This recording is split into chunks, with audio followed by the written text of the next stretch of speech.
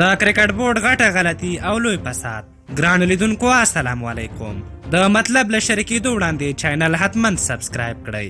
د افغانستان کرکټ بورډ له الکوزي شرکت سره د تړون له ختمېدو وروسته د امول په نوم هندي شرکت سره تړون وکړ چې له مخې به یې امول شرکت د نړیوال جام په 9 سیالیو او له هغه وړاندې 2 تمریناتي سیالیو کې د امول لوګو او نوم د افغان لوبغاړو په لباس وي او د لوبډلې سپانسر به وي.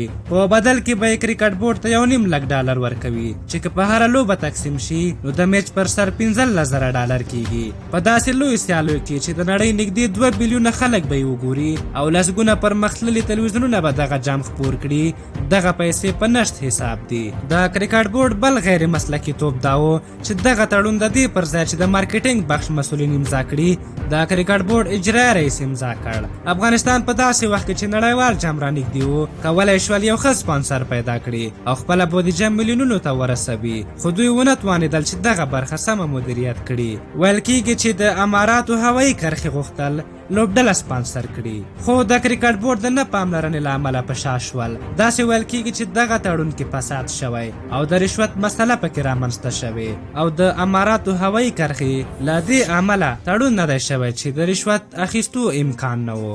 موږ له ولسمشره غواړو چې دغه تړون د موضوع د څېړلو لپاره دی پلاوی وټاکي تر څو ټول حقیقتونه برسېره شي چې ولې له الکوزي سره تړون لغوه او بیا له اماراتو هوایي کرښې سره تړون ونه شو او دغه راز ولې په دومره کمو پیسو باندې د امول په نوم له شرکت سره تړون وشو. تاسو د کرکټ بورډ په هکله څه نظر لرئ؟ خپل نظرونه مو په کومنټ کې راته ولیکئ. تر بلې ویډیو مو په لویه بخښونکي خدای سپارم. د الله په امان.